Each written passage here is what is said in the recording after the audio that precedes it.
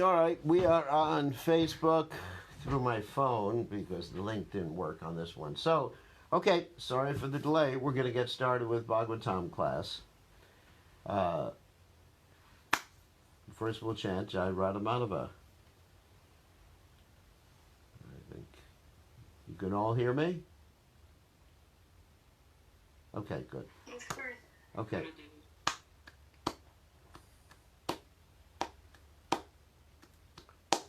Jaya Radha Madhava Kunya Bihari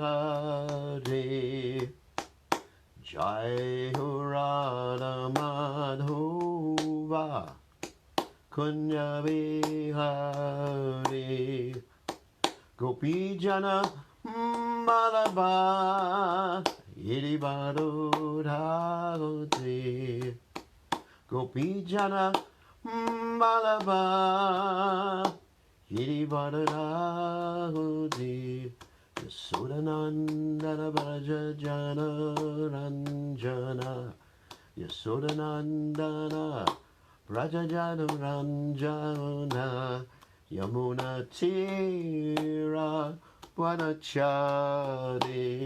Yamuna Tira Vanachari Jaya Radha Madhava Kunya Bihari Jai Radha Madhava Kunya Bihari Gopi Jana Malaba Girivadadahudi Gopi Jana Malaba Girivadadahudi Yasudanandana Rajajana Ranjana Yasudanandana Rajajana Ranjana Yamuna Tera Vanachari Yamuna Tera Vanachari Jaya Radha Madhava Kunya Bihari Jaya Radha Madhava Kunya Bihari Jai Om Vishnupad Paramahamsa Paravitakacharya also Teta Satashi Shimad His Divine Grace Abhaya Charanada Bhaktivedanta Goswami Srila Prabhupada Ki Jai Gaur Premananda Hari Hari Gaur. All glory is the assembled devotees. All glory is the assembled devotees. All glory is the assembled devotees. All glory is to Shri Guru and Gauranga Srila Prabhupada Ki Jai. So today we are reading from the Srimad Bhagavatam, 10th Canto, Chapter 16, Text 24. So, Om Namo Bhagavate Vasudevaya. Om Namo Bhagavate Vasudevaya. Om Namo Bhagavate Vasudevaya. So for those of you who have a book in front of them, you can read along. That's 10, 16, 25, if you do have a book. And if you don't have a book, just listen. So, Tat Prajamana Vapusha Vyatitatma Bogas Chakvonam Moya Kupataha Swabhanan Bhujangaha Tashtau Swasaha Atvasana Randra Vishambharisha Stabdikshanol Mukha Mukho Harim Ikshamanaha. Tatrajamana Vapusha Vyatitatma Bogas. Of course, I won't let you repeat. since I can't hear you.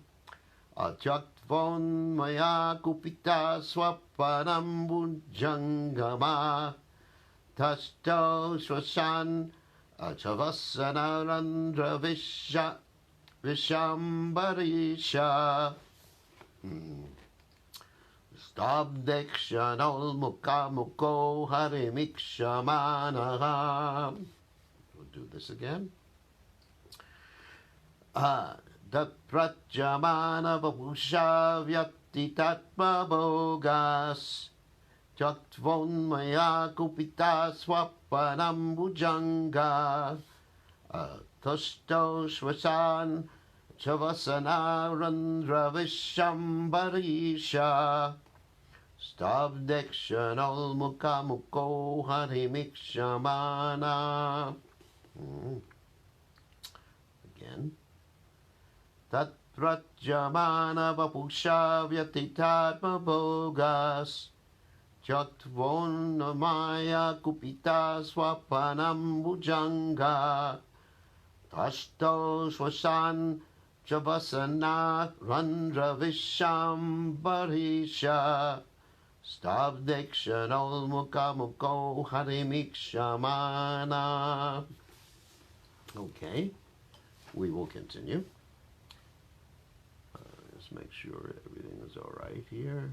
Okay. Tat of him, Lord Krishna. Prajamana, expanding. Vapusha, by the transcendental body. Avyatita, pained.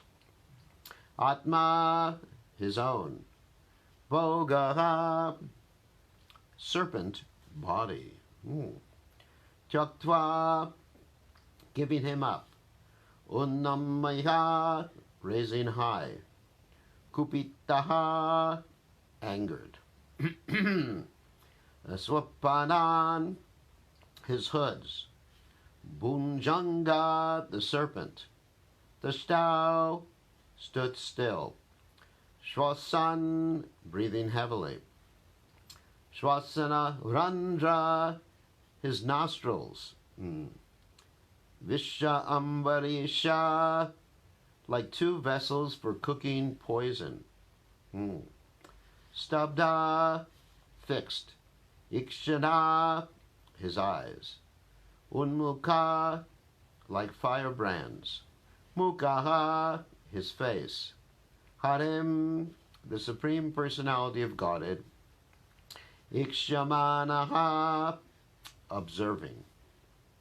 So translation, his coils tormented by the expanding body of the Lord, Kaliya released him.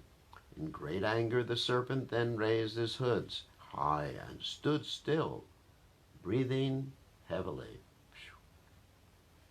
His nostrils appeared like vessels for cooking poison, and the staring eyes in his face like firebrands. Thus the serpent looked at the Lord. So I'll repeat it again. His coils tormented by the expanding body of the Lord, Kaliya released him. In great anger, the serpent then raised his hoods high and stood still, breathing heavily. His nostrils appeared like vessels for cooking poison, and the staring eyes in his face like firebrands. Thus the serpent looked at the Lord. So, actually, to explain, don't want to throw off the Facebook people. So explain what is happening right here. We're in the middle of the Kaliya pastime, and Kaliya has grabbed the Supreme Personality of Godhead with his various hoods and wrapped him, and tails or whatever, and wrapped him around. And Krishna is now expanding his body to release himself from the Kaliya serpent's grasp. So I think most of you know the story, but anyway. So one thing that's very interesting here, and this also relates to the Ramayana story. We know in the story of the Ramayana, there's this nice person named Ravan, and Sita Devi, of course, and Lord Ramchandra. So when Ravan went to kidnap Sita Devi, he didn't actually kidnap Sita Devi. He actually kidnapped someone called Maya Sita. Because, as the Acharyas comment, that had he touched Sita Devi directly, he would have immediately become immolated. That means he would have been burnt to ashes. There's no question of some materialist touching the Supreme Lord or touching the Supreme Lord's consort. It's just not possible. It's just like, you can't. It's just like fire and paper. Paper can't touch fire without getting burnt, without getting destroyed. So it's described that there was the Maya Sita, and the Maya Sita was put in place of the real Sita. The real Sita was kept by the fire god. And then after the whole pastime of killing Ravan took place, the real Sita came out when the Maya Sita entered into the fire. Of course, later on, the Maya Sita wanted to marry Ram, and she was able to in his next incarnation or his next appearance. So how does this relate to the Kaliya story? Well, this is a very interesting point that's made by Srila Jiva Goswami in his book called the Gopal Champu. This is a book in which Jiva Goswami elaborates upon the pastimes in the 10th canto of the Srimad Bhagavatam.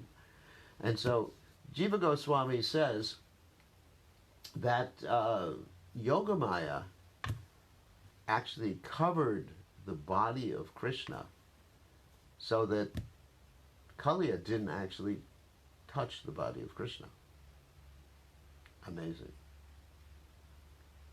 In other words, because Kaliya was contaminated at that point, so how can a contaminated person touch the transcendental body of Krishna? Like Prabhupada would say, if one is going to do deity worship, one has to be on the platform of Brahman. Of course, that's a play on taking the second initiation, which is called the Brahman initiation. So in other words, if one is going to go on the altar and touch the deity, one has to be qualified. Otherwise, one should not go on the altar and touch the deity. It is an offense. So, in the same way, Kaliya could not actually touch the Supreme Personality of Godhead because he simply touched the covering of Yogamaya. So this is one thing that's happening there. However, it's interesting to note that Kaliya was already a devotee. And there's a story told by Srila Bhaktisiddhanta Saraswati Thakur, who is relating the story told by in the Puranas, and also the story told by his father, Srila Bhaktivinoda Thakur, that according to the Garga Samhita, in his past life, during the original Manvantara period, which is the Swayam Bhuva Manvantara, Kaliya committed a mistake, an offense against the sage. Wow. He was a sage. He was a sage himself. And he was a sage named Vedashira. He was a devotee already. But he was envious.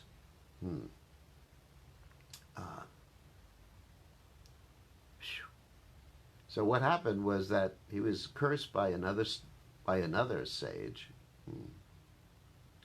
to become a snake. The reason he was cursed to become a snake by another sage was because he didn't want to show any hospitality to the other sage. Now this is interesting too. This also relates to the Kaliya story, that Kaliya was very much, let's say, territorial. And so he didn't want anyone else to go into his lake, except for his wives and his children, as described in the Srimad Bhagavatam. So he got very angry when Krishna came in. So this sage, whose name was Vedashira in his last life, didn't allow another sage to come into his ashram or into his cave or wherever he was. And therefore he was cursed because he was envious and territorial. Like you see, this territorial behavior is exhibited not only by human beings, but by animals. Oftentimes, when we're taking a walk, we walk by someone's house, and this person has a dog, and the dog comes out as we approach the boundaries of the territory, of the dog's territory, which the dog is marked so nicely with perfume. I'm not going to mention where the perfume comes from in the dog's body, but the dog actually lifts his leg and he marks different trees in the area. And if you happen to intrude on his area, he gets very angry, starts barking. And usually when I go for a walk, I have to take a stick because I have been attacked by dogs before, especially in Fiji. And the dog actually tore apart my dhoti and I was bleeding. So this is the territorial concept. And human beings are like that too. You know, like home is my castle. And they're very much envious. Not all human beings, of course.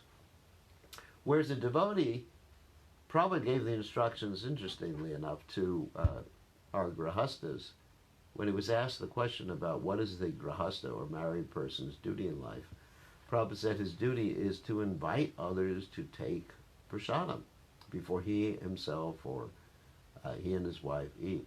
He should call out, if anyone's hungry, please let them come and eat. So in other words, there was this more expanded concept of family life instead of the limited concept of family life. So a devotee, of course, should see everyone as his family and not be territorial. So this Kali, he was cursed like this, or the Veda Shira, he was cursed like this to become an envious snake. And of course, he took birth as the first generation of snakes that came from Kadru. Kadru, of course, is the mother of the snakes, and Kashyapa and Kadru. And so he represents, according to Bhaktivinoda Thakur and Bhaktisiddhanta Saraswati Thakur, cruelty, maliciousness, pride, envy, and crookedness. And he also represents, interestingly enough, someone who tries to pour poison into the hearts of Vaishnavas. Now this is actually quite interesting, because we have this too. Some people who apparently are Vaishnavas, like Prabhupada said, that, and also Bhaktisiddhanta Saraswati Thakur said, he said in the society of Vaishnavas, sometimes there's a imitation Vaishnava, and that's like a Kali Chela. Chela means, of course, like disciple, a disciple of Kali. So what is the business of Kali? Kali creates dissension and doubts. You know, like sometimes Prabhupada would term Kali Yuga to be the age of quarrel, sometimes the age of iron, sometimes the age of quarrel. So anyone who creates dissension and doubts could be understood as an agent of Kali. And sometimes people even use the philosophy or different accusations against other Vaishnavas to create dissensions or difficulty between the Vaishnavas. And they go on the internet and everything like this.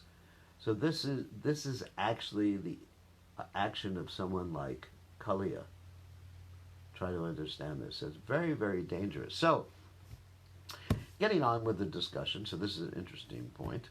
So Kaliya here is attempting to crush Krishna, and Krishna is expanding.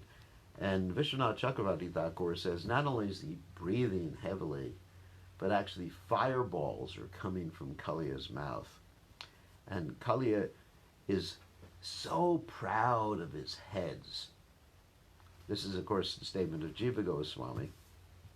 And he's angry that Krishna is taking away his pride. Just like someone may be proud of their beauty, someone may be proud of their intelligence, someone may be proud of their birth, Janma Ishvarya Shrutasya Shibir, Enaman Adapuman, as Queen Kunti says, that we should give up this pride in all these different factors: Janma, our good birth; Aishvarya, money, opulence; Shrutasya, our learning, erudition; or Shibir. Shibir, of course, means bodily beauty. So Krishna comes and he takes away this pride that we have. And of course, this is a famous statement that Krishna makes in the Bhagavatam: Yashaham anugrinami hrishe tadananshanai. For those who I especially favor, I take away everything. I leave them completely bereft of all their false pride. Their friends and relatives sometimes even reject them, and the only shelter they have is my holy names. So this is Krishna's special mercy. So Krishna is actually showing this mercy to Kaliya by removing his bad qualities. Because Kaliya is, as I mentioned before, a devotee of Krishna. He's not simply just an envious snake. He's a devotee of Krishna, but he had shown envy before. And this is interesting. I was just thinking about this, that if we have this envy towards Krishna or other Vaisnavas, and we're devotees, Krishna may actually put us in the body of a snake too, just to show us, teach us a lesson. Of course, when Krishna does this to a devotee, it's not karma. Like Kaliya becoming a snake, that was not a karmic reaction. Try to understand that. That was directly Krishna's mercy to enable him to become purified. Same thing with Bharat Maharaj. Bharat Maharaj becoming a deer, yes, he meditated on a deer at the time of leaving his body. But his becoming a deer was not a karmic reaction. It was actually direct mercy of Krishna to enable him to become free from his inattention in chanting. So we should be very careful. If we are experiencing any envy towards a Vaishnava, we should be very, very careful. Not, well, the question is, before I get into the more subject matters at Kaliya, what do we do about it if we experience envy towards someone? Well, one is take a long walk and chant the holy names and pray to Krishna. That's the first thing you could do. And secondly, you may want to start praising the person or serving the person. Or at least if you can't serve the person, praise the person, think of their good qualities, and that will help you. But you need to chant Hare Krishna first to purify your heart, because that is our method. Because if you don't take the simple method of chanting Hare Krishna and Bhakti Yoga, then there's the hard method of becoming a snake. So it's your choice. Your choice. Like Prabhupada actually said, there's two ways of learning things. One is by experience and one is by hearing. So I prefer the one by hearing. So as far as Kaliya is concerned, there's an interesting statement, this particular pastime, getting on with another, to another point, that Sanatana Goswami analyzes this particular verse in a very interesting way. And he says that Kaliya was not experiencing pain. Now, here in the verse, of course, we read it again, that his coils tormented by the expanding body of the Lord. So let's look at this verse. Vyatita means pained. Okay, that's one of the words in the Sanskrit here. So Sanatana Goswami analyzes the vyatita, meaning that he really wasn't physically pained, but he was pained because he was affectionate towards Krishna, and Krishna left his embrace. This is something like when the gopis, Krishna leaves the gopis, and the gopis become pained because of Krishna's separation. So it's very interesting how Sanatana Goswami analyzes this verse.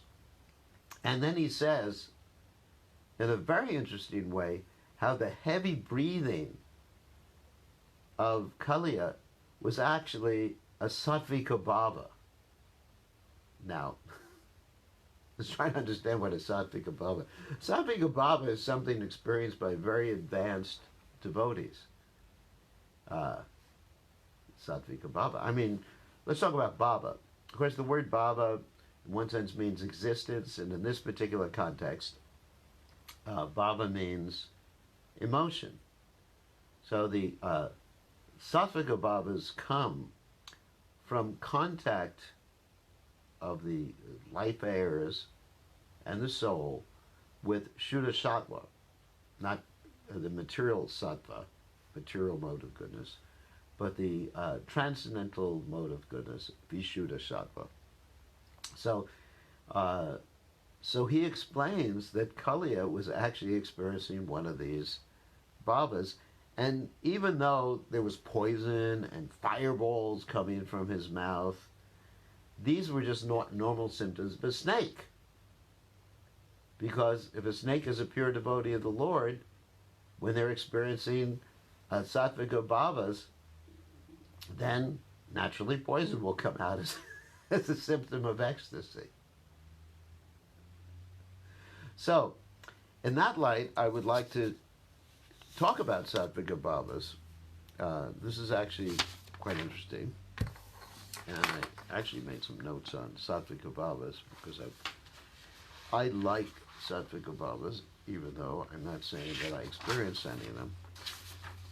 So the definition given in the Nectar of Instruction, Nectar of Devotion, Bhakti Rasamrita Sindhu, is that the heart that is imbued with bhava arising from a direct or indirect relationship with Krishna is called a sattvika bhava by those who are intelligent.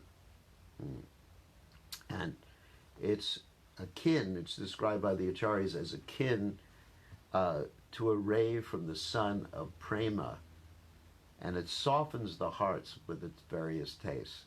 So in other words, this is what Kaliya is experiencing. I mean, but a specific type of sattvika bhava is described by the acharyas, specifically Srila Rupa Goswami, that the sattvika bhavas, or the bhavas arising from sattva, or goodness, which is a sattvika bhava, are three kinds.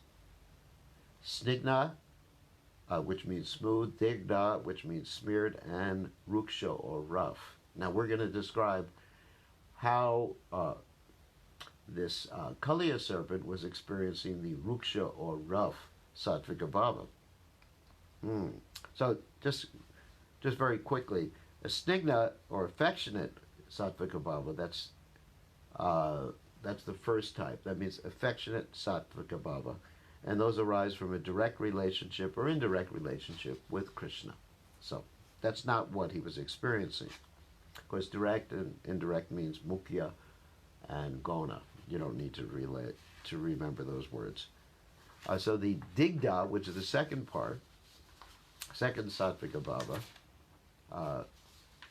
is connection.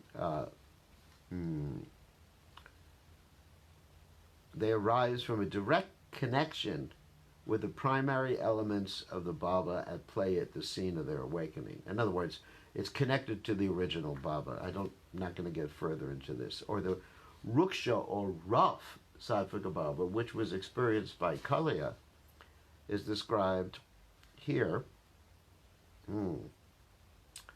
When joy and surprise arise from the astonishment of sweetness awakened in a person who is about to become a devotee, but is devoid of rati, the sattvikas are known as ruksha, or rough. In other words, let's unpack that.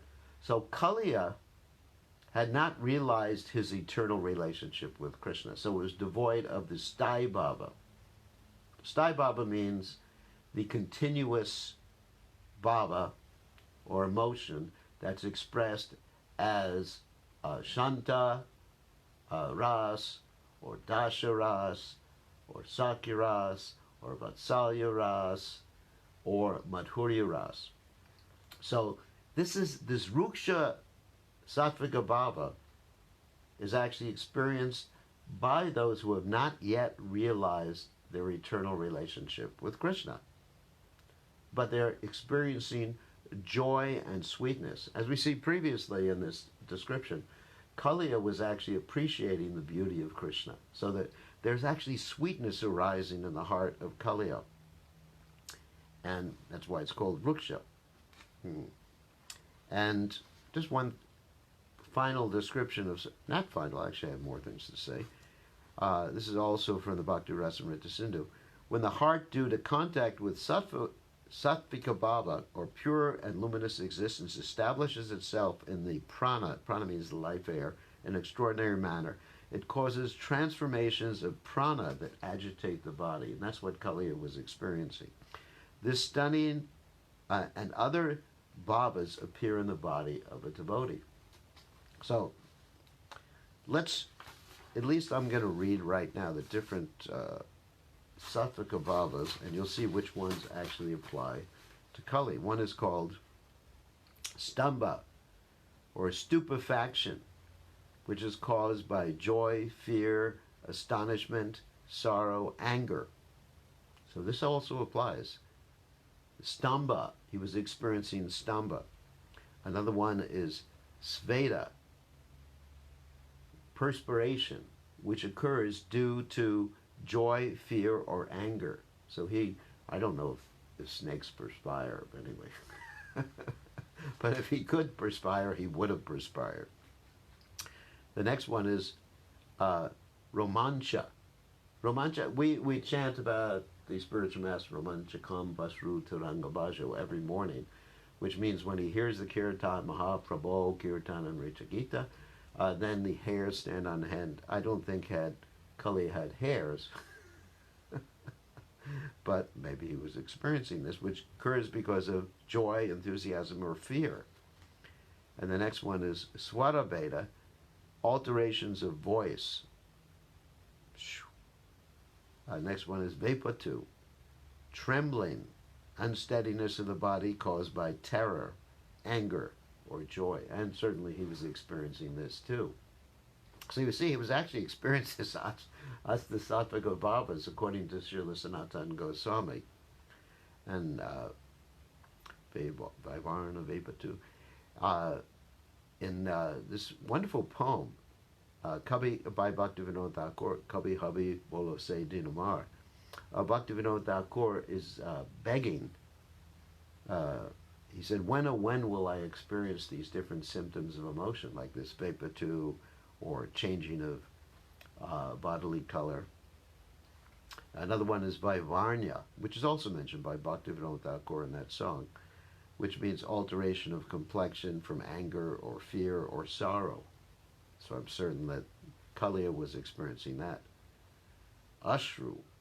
Yeah, we also find that in the Guruvashtika prayer, Ashru Taranga Vajo. Shedding of tears, like tears coming out like torrents of rain because of anger or sorrow or joy. Rosha means anger. And finally there's Pralaya, which means the loss of consciousness, which certainly Kali was experiencing and would experience very quickly. A cessation of action and consciousness due to happiness or sorrow. And its anubhavas or indications of falling to the ground and so forth. So, anyway, to summarize, this is what Kaliya was experiencing. Symptoms of transcendental ecstasy. And so we are hearing the description of a great devotee interacting with the Supreme Personality of Godhead in this particular instance and becoming completely purified by his interactions with the Supreme Lord. So, on that happy note, do you have any questions? Does anyone have any questions about anything I said in class? It's a little bit esoteric. Hare Krishna, Gurudev. Yes, Nalini Khan, do you have a question? Gurudev, you mentioned Kalia couldn't touch Krishna uh, because he was not pure enough. But when everything was over, when Nagapatnis Then yes, tried to. when Krishna began to dance on his hoods, then it was different, yes. Okay, okay, But when Kali was trying to harm Krishna, he had this envious attitude. He wasn't quite purified at that point. Because even one can experience these bhavas. Let me go back a little bit. okay, So one can experience bhava without being a pure devotee. It's a high stage of devotional service. Uh, and like, we have the example, Bart Maharaj, who was experiencing bhava, and he wasn't a pure devotee, and he had to take birth as a deer. And the birth as a deer was the final purification that enabled him to become an absolutely pure devotee.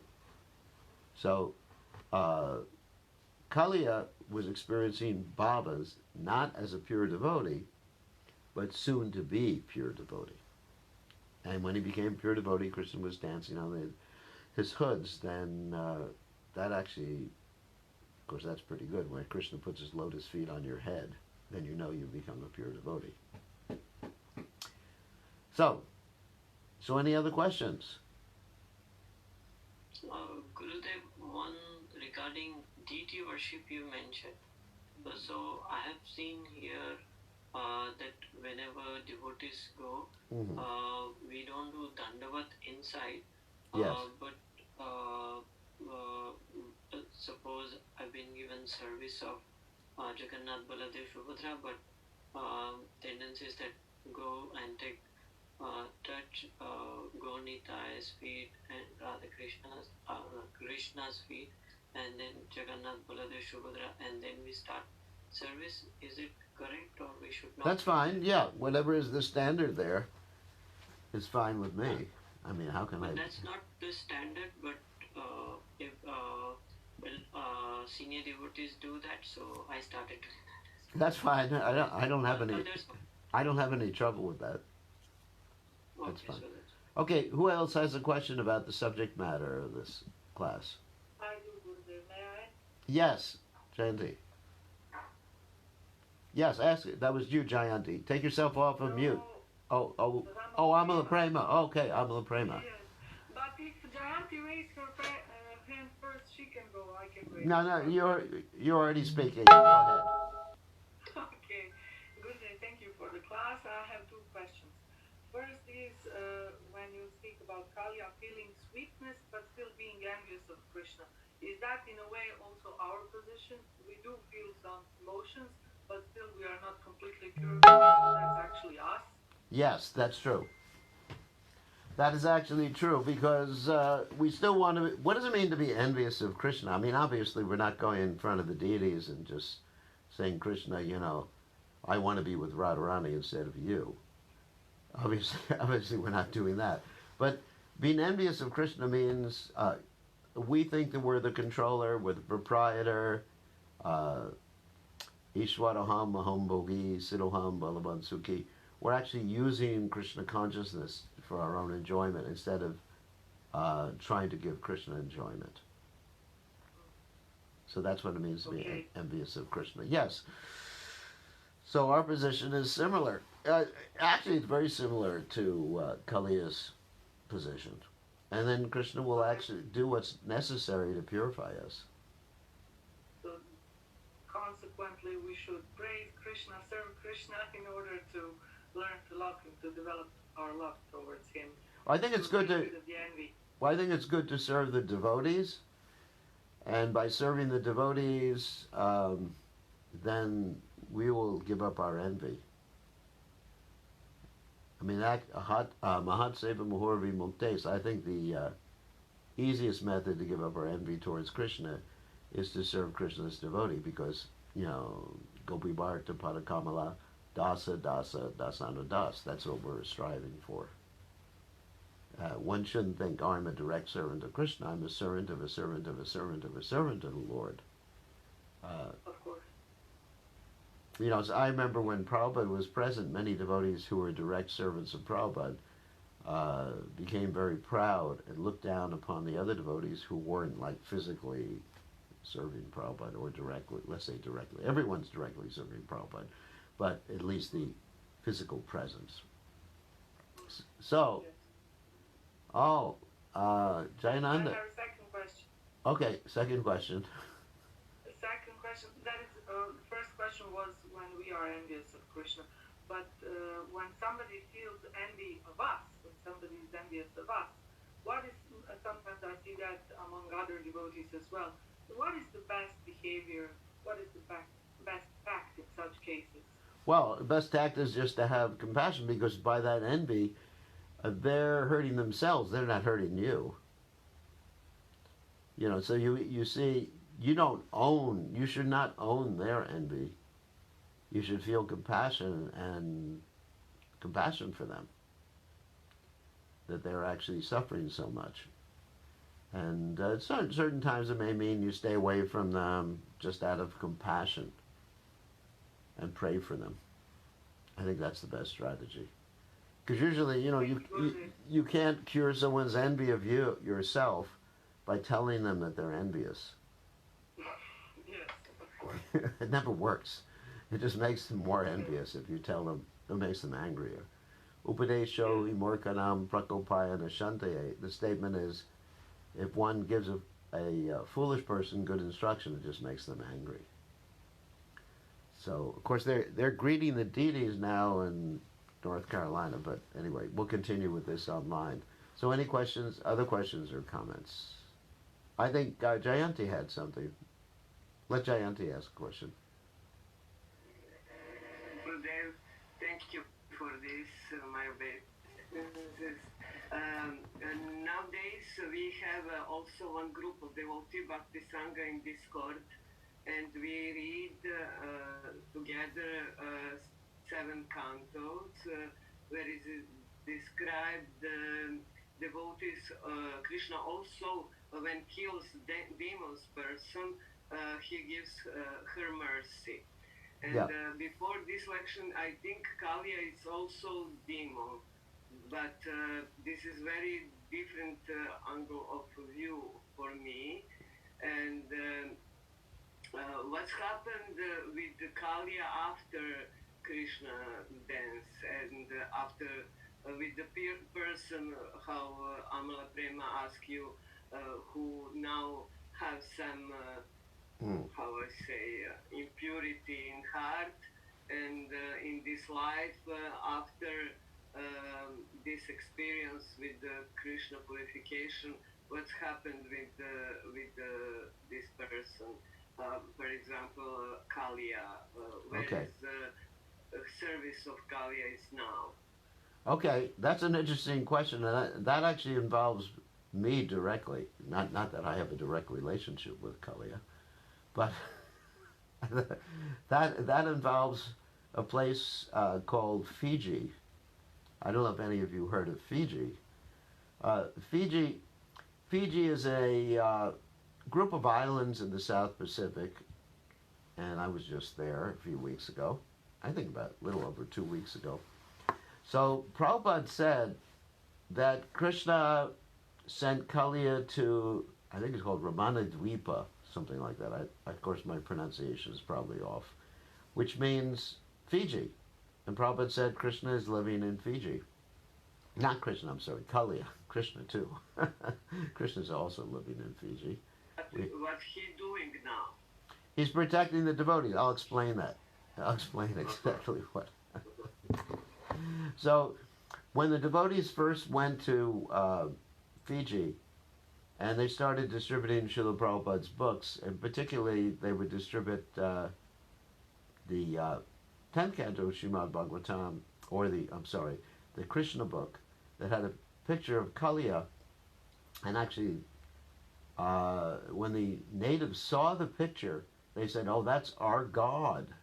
That's the person we've been working." The natives, you know, the natives who used to be cannibals there, and they actually describe where this particular entity, Kalia, was living. And I'm not going to tell you because I don't want you to go and try to find them. It might be quite dangerous. And so that's the first point. So you may say, what's a service? That was your question.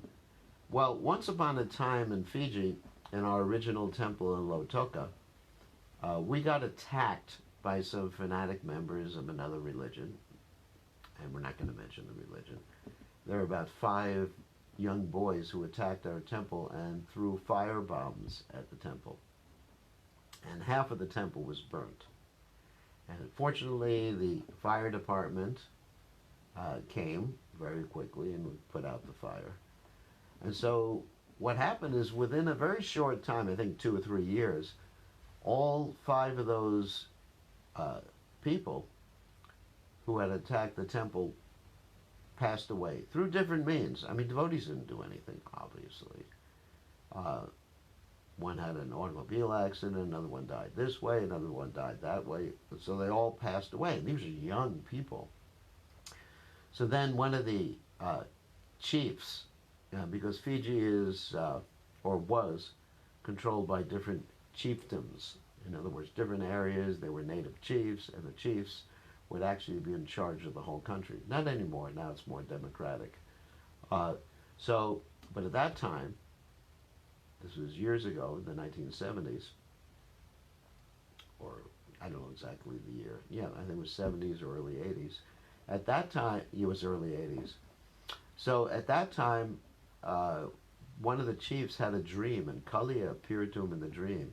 And Kalia said, if you mess with my devotees again, I'm going to kill all of you.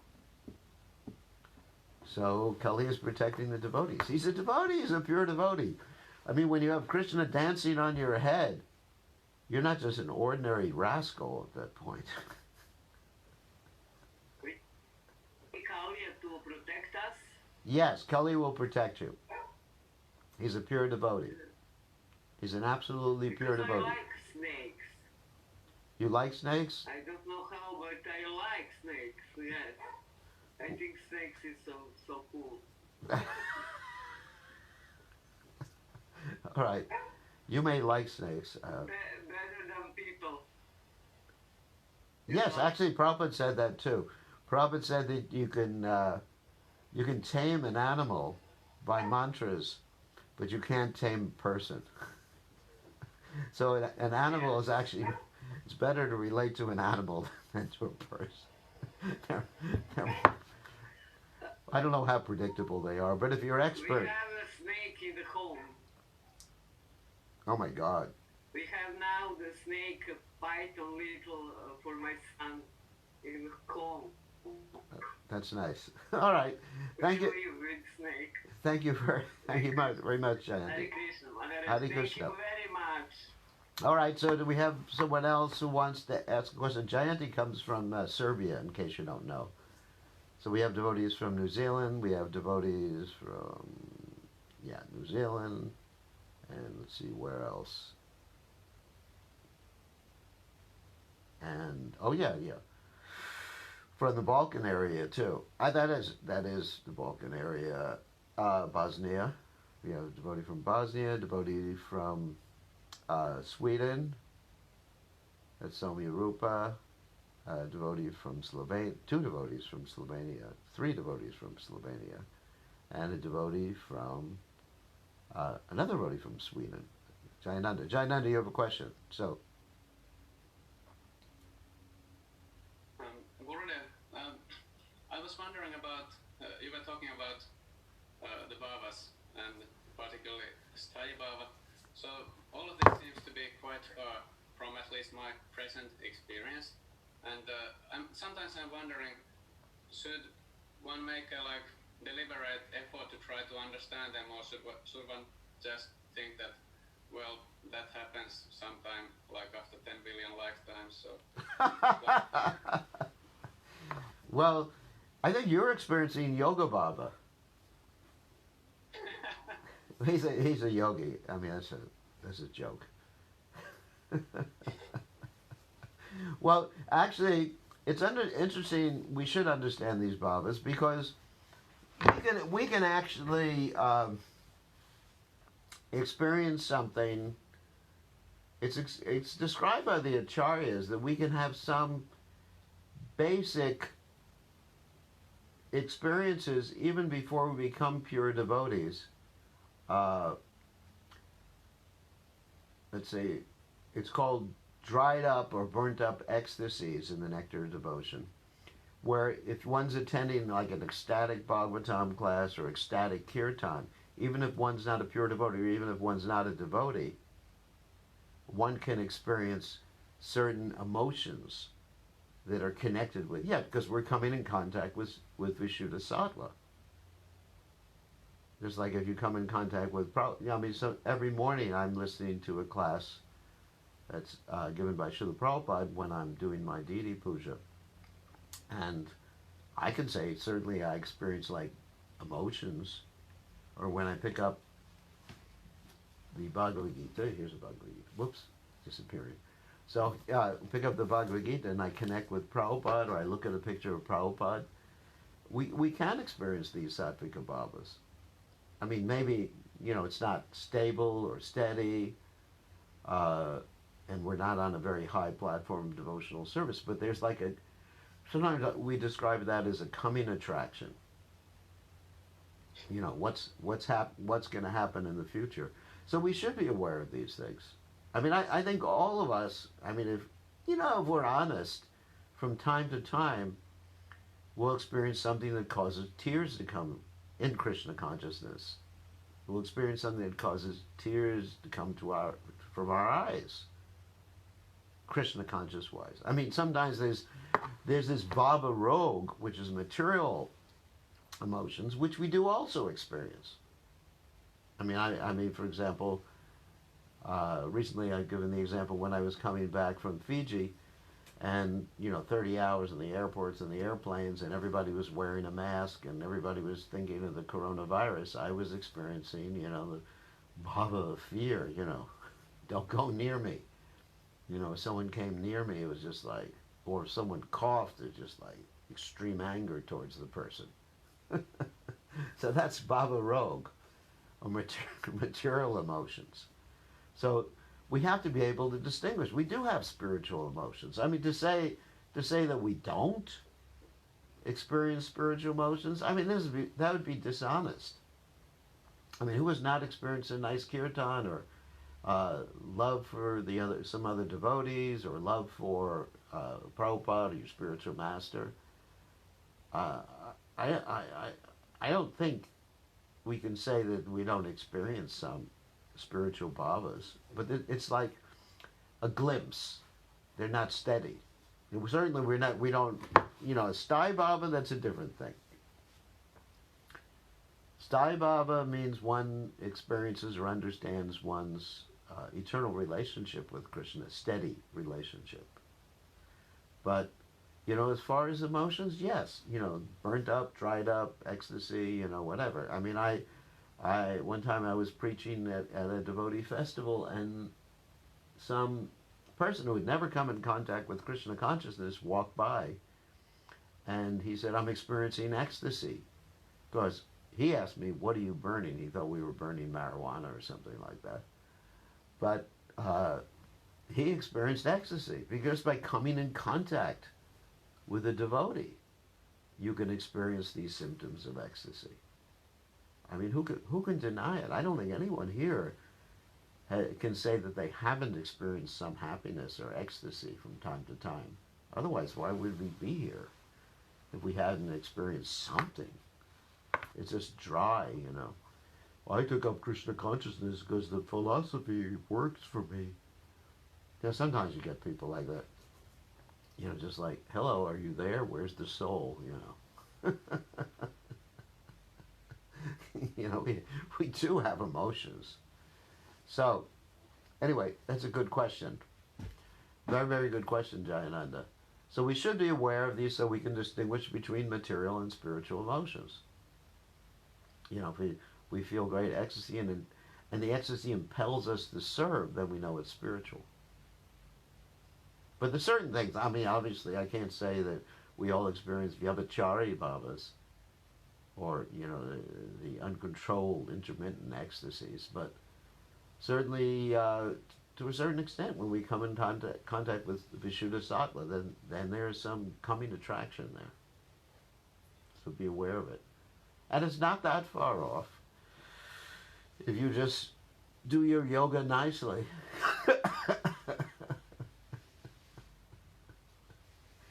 if you can learn as many asanas as Gokul Chandra, then you'll go back to Godhead.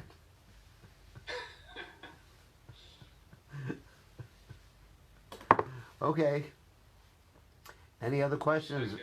Any other questions or comments? I'm sorry for those on Facebook. I'm not taking questions from Facebook because I'd have to look at the Facebook thing and see who is chatting on Facebook, and then it would.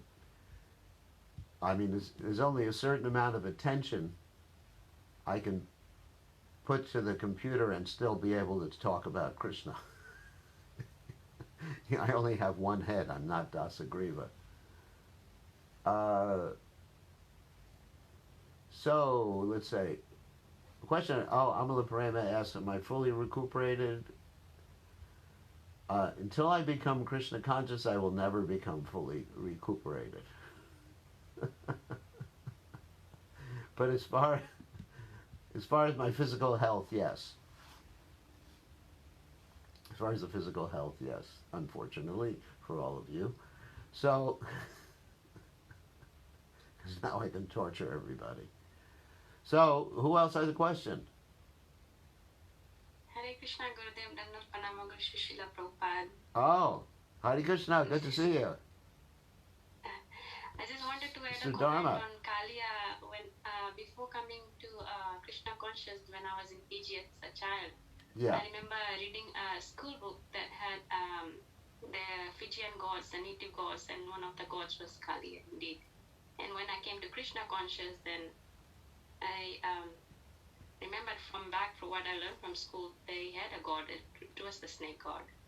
very nice. Yeah, thank you for sharing that with us, Sudharma. Sudharma's in Sacramento, which is another country. I don't know where that country is anyway. Part of America. Thank you. California. I'm not sure California is part of America. So, who else has a question? I got a question, Gurudev. I'm Krishna Priya. next door in North Carolina. Yeah, I know that.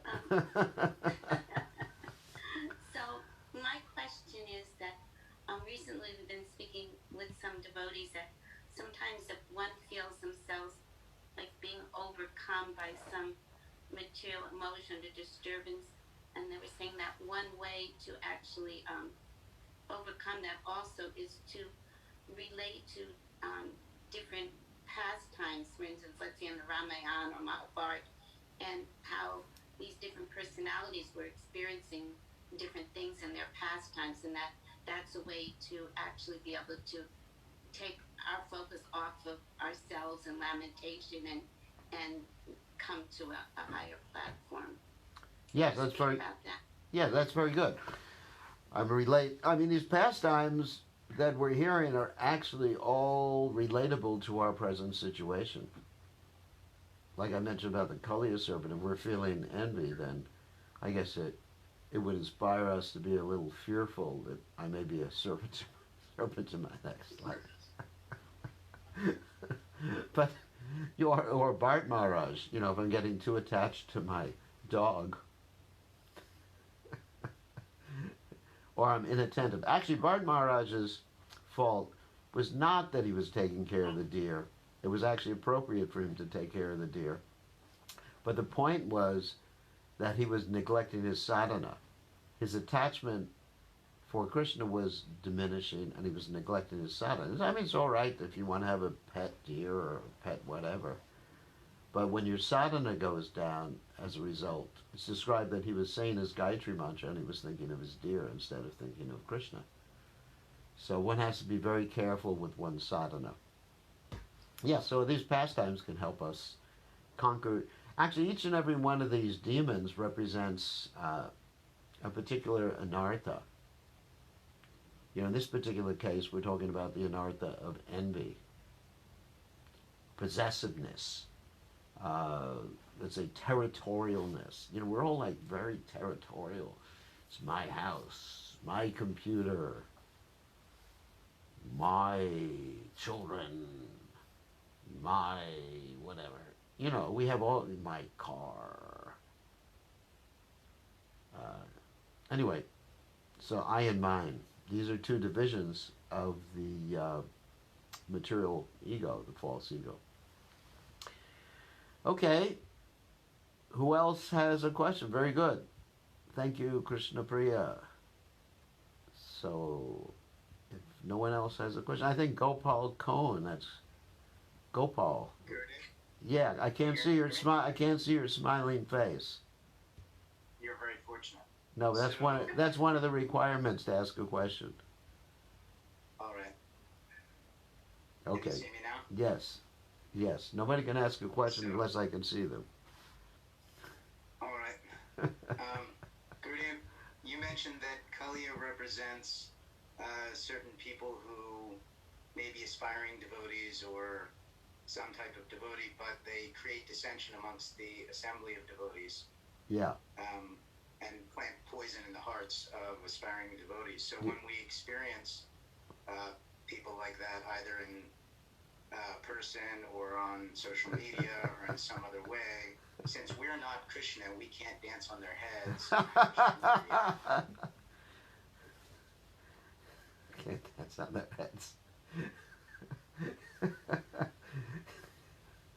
You know that song? Come on, baby, light my fire. Anyway. We should light them on fire? No. We should pray for them and not interact with them. Because when So you... avoid them, just go, Yes, that's go true. away from the place? Yes, go away from the place. Because when you feed a snake, what happens with the snake? Tell me. It becomes more poisonous. Yeah, you just increase the volume of poison. You increase the volume of poison. So you can't, you know, there's this thing called the serenity prayer. You ever heard of that before? Yes. Serenity Yes. prayer means if I can change something, you know, without like going crazy, then I'll change it. But if I can't, then I just go on with life and don't worry.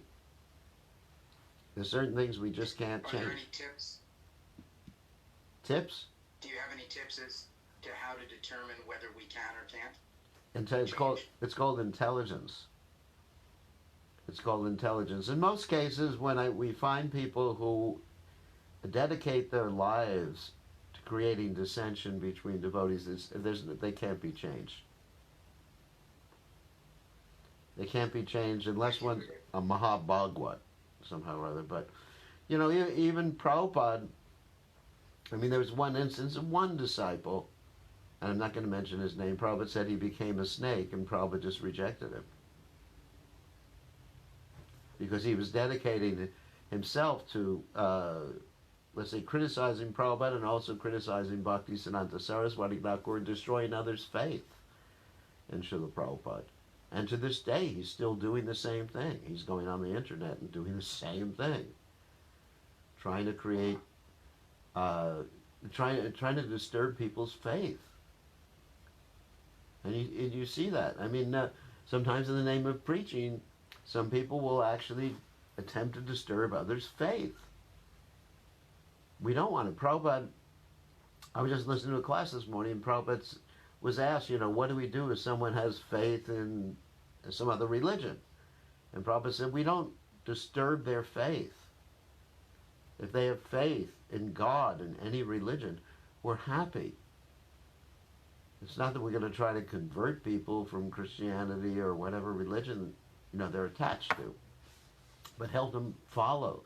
Prabhupada said a Krishna conscious government will actually ensure that people follow their particular religion, if it happens to be a bona fide religion. So you see this. I mean, follow-up question? Yeah.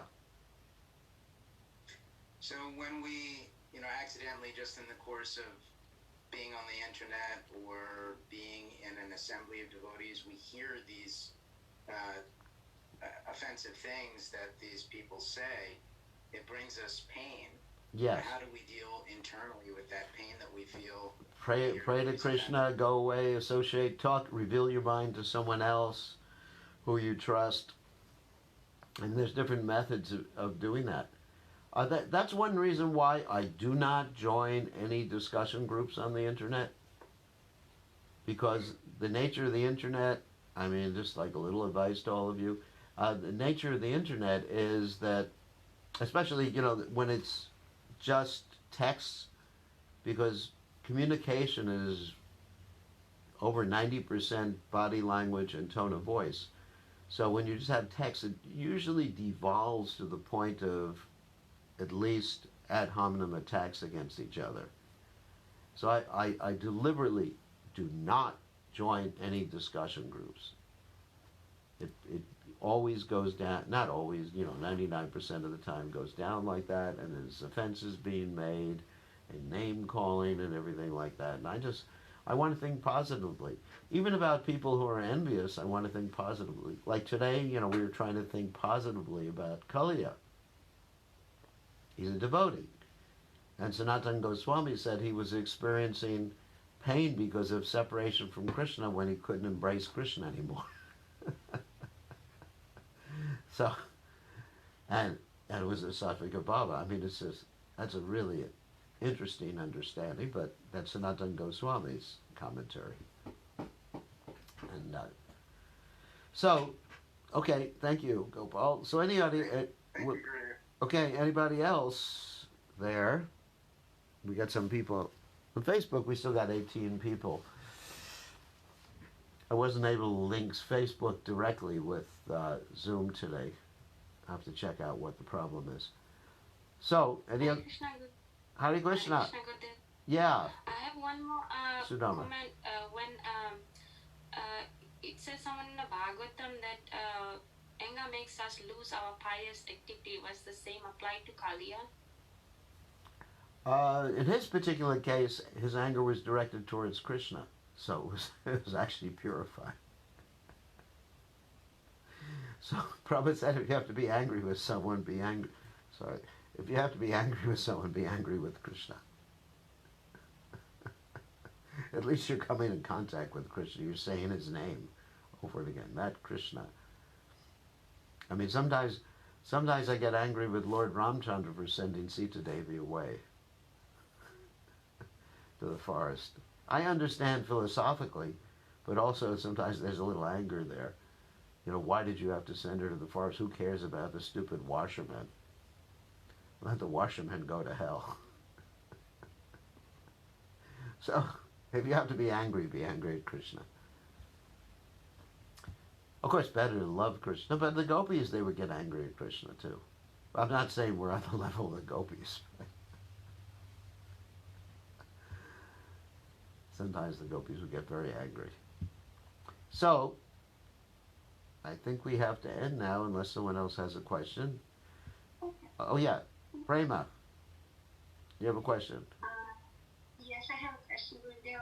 You were speaking about Baba stage, and I have a question regarding this.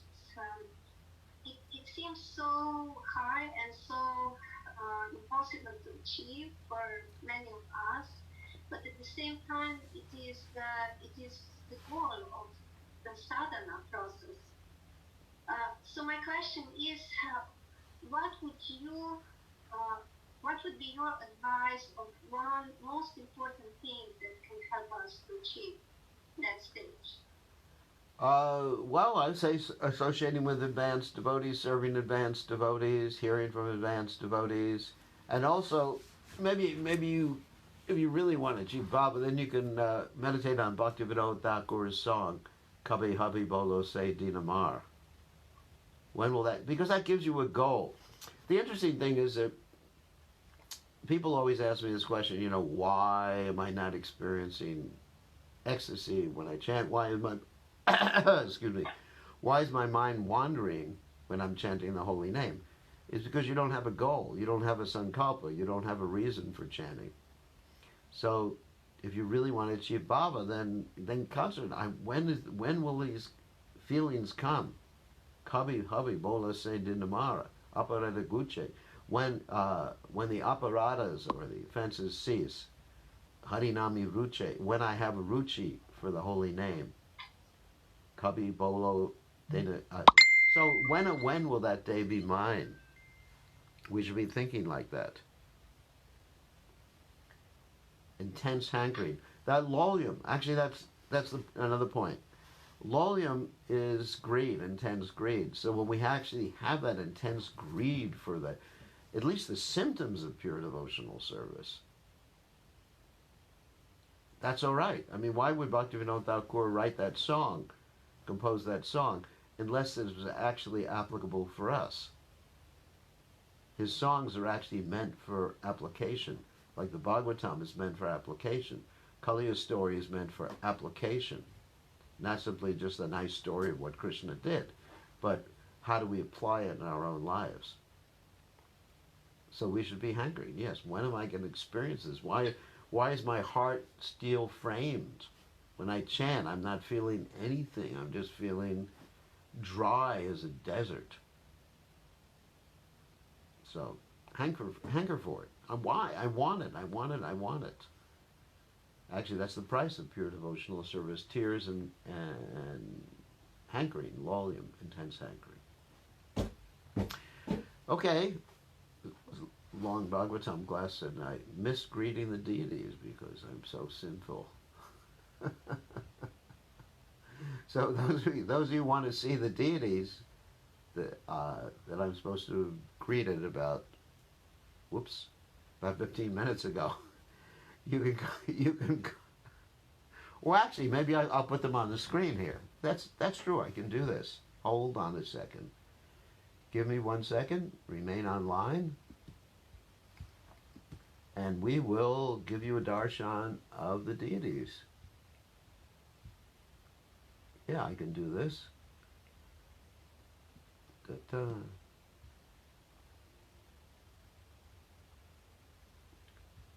Whoops. Wow, I'm still on Mayapur TV. What about the deities? Oh my God. Anyway. I'm on the Hillsborough TV channel. They put the deities on. So I cannot give you a darshan. Wait, let me give you a darshan of the deities in the past. So you can see Radha and Krishna. Hold on 1 second. Deity pics.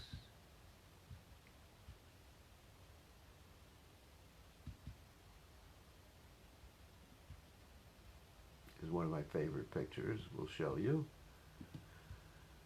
All right, 1 second.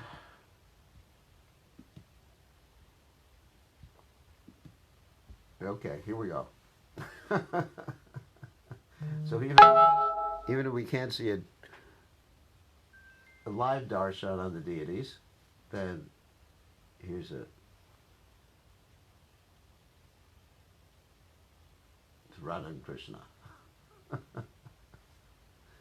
Zoom in.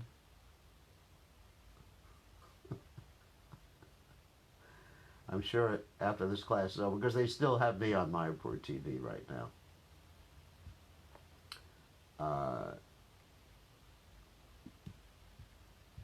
Okay, I guess that's it. Thank you all very much. All glories to His Divine Grace, Srila Prabhupada Ki Jai. Haribol, thank Haribol. you.